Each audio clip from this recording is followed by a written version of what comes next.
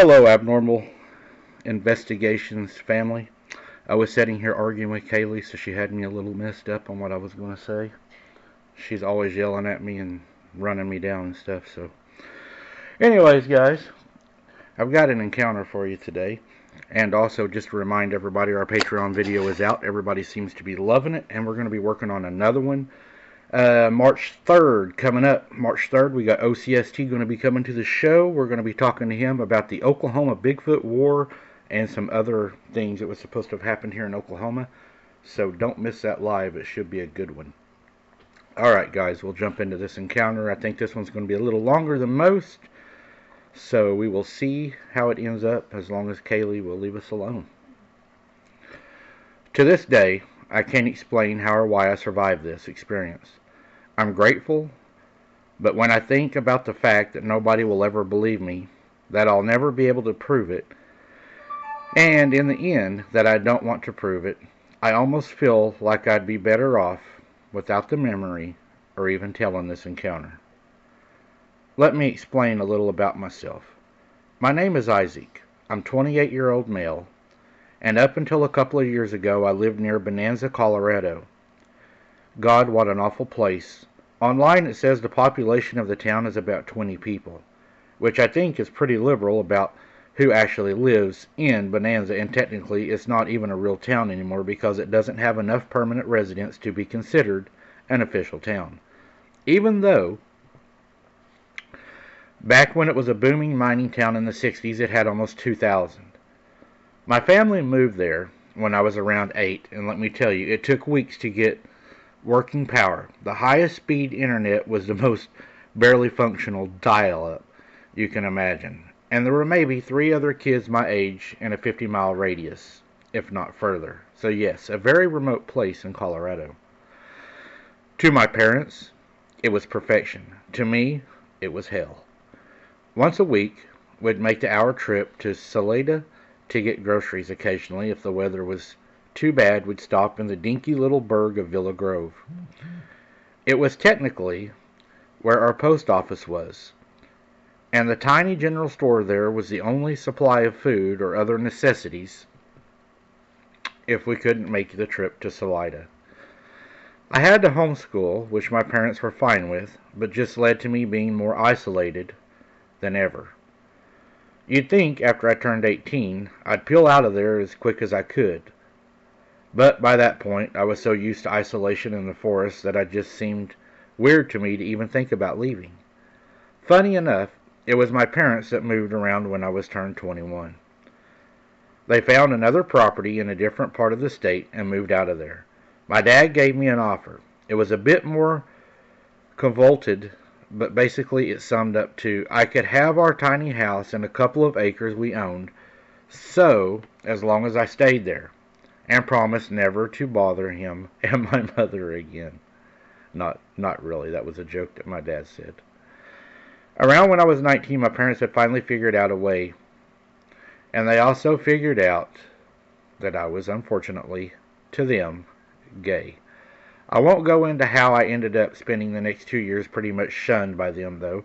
Thankfully, they were too embarrassed to tell anyone else up there. Maybe that's why they moved. I was more than happy to take up the offer. A free place to stay, property I owned, and all I had to do was cover the utilities, which was my job as the mail courier for the Villa Grove post office, covered pretty well. I was making good money in a ghost town, as you all know. The post office pays well no matter where you're at. And just like that, they were gone, and my family barely changed. I, like many of the people there, had taken up hunting and fishing. I'm a big softy when it comes to animals, so it's always been hard for me, but I was raised with it. So I was pretty used to it by that point, and nobody could deny how helpful a freezer of meat in the dead of winter could be. I'm not a big guy. I'm about 5'7", and I'm lean. So it makes me pretty good at sneaking in the woods, and I picked up a lot from my dad and other local hunters. You can't fish much right around Bonanza because of the large rivers to this day are badly polluted from the mining operations. And further up the mountains is some great fishing if you want to hike it. My closest brush with death came the year I turned 25. I'd heard from a couple of other hunters that something had been killing deer up in the mountains, pretty violently and leaving them barely eaten. It was either wolves or coyotes, and probably the latter. There were tons of coyotes in the area. By the farmers and ranchers of the area were vicious. So they had learned to avoid humans, and it was very strange for them to not eat all that they could. I had two thoughts on this. Either there was some sort of rabid bear going around, and if it found it, I could shoot it and take care of it with one shot. More deer for the rest of us. Or I could find a fresh kill and scavenge some of the meat without having to kill another animal myself. I want to intervene, guys. If you think something has rabies killing animals, I would not recommend eating it. There were concerns a local hunter, I'll call Clark, had gone into the mountains a week prior and hadn't come back. We had all chipped in and looked for him, but there was no sign of him. I'd like to say this was that this was super rare, but it wasn't. He was pretty new to the area, and unfortunately, newcomers had a habit of getting themselves horribly lost in the forest, or falling down an abandoned mine shaft never to be seen again. But I knew the area so well by that point. I knew where the mines ended, and where it was safe to hunt. So I loaded up my hunting rifle and headed up toward the area where the dead deer were showing up. It was morning when I left home, shooting a quick email to a couple of my internet friends to let them know I wouldn't be online for the rest of the day. A couple of them worried about me. But I put on dark green flannel jacket, grabbed my pack, and headed out. I wasn't too worried about the other hunters. Everyone who knew the area had adapted a very firm don't shoot at anything that you can't 100% identify or know that it's a deer policy, and we were out of season for any tourist hunter, so I didn't feel the need to slap on any neon orange. The trek up the mountains took a couple of hours. I wasn't rushing, and I stopped to eat a sandwich on the way.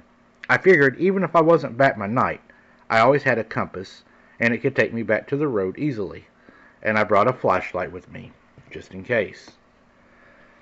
I finally reached the area where the hunters had found the deer around noon. They were gone now, probably pirated away by some hungry coyotes or whatever had killed them in the first place. It was a small basin in the mountain, where the trees left some room for a small meadow with a little stream trickling through. I'd actually been there many times before just to relax and read a book or listen to music, even though it was fairly far from home. I spent the next few hours searching for signs of deer, or the bear, or a new pack of coyotes, but there was little to nothing to find. I found a large clump of reddish-brown fur caught on a tree stump, but I couldn't really puzzle or put together what kind of animal it might have come from, so I didn't really mess with it, and it really didn't help me much. The sun finally began to dip below the horizon, and I realized there was no way in hell that I'd be home before full nightfall. I figured my best bet was to actually set up camp there. I actually grinned at the thought, even thought it meant waiting until tomorrow to eat again. One of the old trees had been struck by lightning, splitting it nearly in half. The smaller half had fallen and gotten firmly wedged in the branches of the tree beside it, and it made a perfect little hammock above the ground. For a kid, it was a perfect size. As an adult, it would be a little too small to be comfortable, but the memories of the nights I'd spent there made it nostalgic enough to override any discomfort, and I wasn't afraid of any bear or coyotes reaching me up there. I started a small fire near the base of the tree to help brace myself for the coming cold, and I wished I had more than my thick flannel jacket. It was early autumn, and the aspen trees were just starting to turn green to a vibrant gold, so nights were starting to get rather chilly. I figured I'd wrap up as best as I could, and as long as the weather held, it wouldn't be too miserable with a fire. I wasn't dumb enough to leave the fire unattended, though, and I didn't trust myself to wake up if it started to go out of control, so I ended up fully dousing the fire before getting ready to climb up and go to sleep, as much as I hated to do it. I was just about to climb the tree when I heard a sound that made me almost sick to my stomach, and the hairs on my arms, of course, stood up. I felt like a spooked cat. Across the small valley echoed a long howl. Now, I've heard hunting coyotes shipping, even heard a few wolves howl in my time, but never have I ever heard a howl that deep before. I could practically feel it vibrating in my teeth as it washed over me, activating every animal primal response I had. What made it worse was far in the distance I heard several more howls, from way further up in the mountains calling in response. What kind of animal made a noise like that? I couldn't even imagine. I didn't have to imagine for long as I looked up toward the ridge where I heard the howl. My heart about stopped in my chest when I saw what was there. A massive animal that was about the size of a bear was standing on the ridge, its muzzle pointed to the sky. I know wolves, and I know wolves are a lot bigger than people, except which can lead people to see them in the wild thinking they're something else. But this effer was massive, and I mean massive. I realized this when it stood up, and I about pissed myself. It actually stood up on its hind legs like a freaking human. It had to be at least 7 foot tall, if not taller, probably closer to 8. But what was the freakiest part was the fact that the muscular was more like a human's than like a canine's body. It had thick, corded arms that ended in 5-fingered hands, not paws tipped with sharp claws. Its powerful legs had the general shape of a wolf's. I think the word is, its shoulders were broader than any man's I'd ever seen, and its entire body seemed to ripple with muscle with each movement, like watching a stallion or an athletic pit bull move. Its body was covered in dark gray fur, and its head was extremely huge. The wolf, when it opened its mouth, I could see the moonlight glinting off of its very sharp teeth. I think it was pretty fair to guess from its shape to say that it was definitely a male. The creature howled one more time, and in the distant responses again, a little further east than they'd been before. I crouched down as slowly as I could. It hadn't seen me yet, but I knew it could at any minute. It seemed to be surveying its surroundings, looking for something, maybe even looking for me. When it looked my way, I could see the moonlight reflecting in the most brilliant amber eyes I'd ever seen. I held my breath, afraid that if I breathed too loud it would seem to charge me, and I did not want it coming down that hill and tearing me apart before I could even cock my gun. Luckily, its eyes seemed to drift past me, and it was upwind from any lingering smoke that might have come from my fire. And just like that, the creature dropped to all fours and bounded away, vanishing into the trees at the edge of the hill as if it had never existed. I waited until I couldn't hold it any more before letting out my breath, panting if I had just ran a marathon. I slid down the ground, sitting hard and leaning against a tree. I couldn't believe what I'd just seen. Maybe I'd finally snapped, spent too much time alone, or spent too much time reading horror stories, but the memory stayed firm in my mind, and I continued to hear several distant howls in the night, fading further and further away. I sat there for well over an hour, too scared to move a single muscle. My hands hurt with how tightly I was gripping my rifle. It was then I heard the thumping of hooves and violent snapping of branches coming from behind me. Out of nowhere, a large buck barreled past me, springing over the small creek. It was in shock, and I was in shock to see a deer out so late, which could only mean it was running from something, probably a predator. Again from behind me, a dark shape careened out of the forest and smashed into the buck before its hooves could even touch the ground. There was a horrific snarling, more like a roar than anything else, and the buck squealed and flailed. I saw the head of the massive creature bolt down toward the buck's neck, though I couldn't quite see from my angle, and I heard a loud crunch and the buck's flating abruptly, intensified before it went completely still. I was again frozen in place, realizing the massive humanoid shape had to have been the creature I saw before, now no more than 20 feet away from me, standing over a dead deer carcass.